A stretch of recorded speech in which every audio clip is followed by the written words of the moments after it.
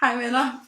Altså jeg ved overhovedet ikke, hvad jeg skal sige, fordi jeg har fået så meget mere støtte, end jeg overhovedet havde regnet med, eller tog drømme om. Så på under 3 døgn, så har jeg fået over 4.000 stemmer.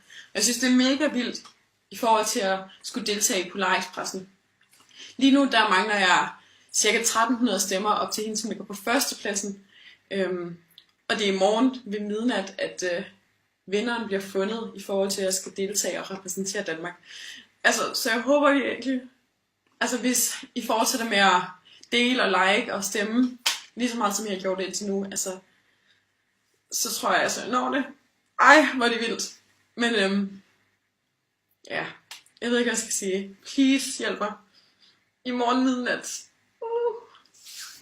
Tusind tak. Det vil virkelig gøre mig glad. Allerede alle jeres stemmer, at den her støtte har gjort mig fuldstændig glad. Ja, jeg ved ikke, hvad jeg skal sige.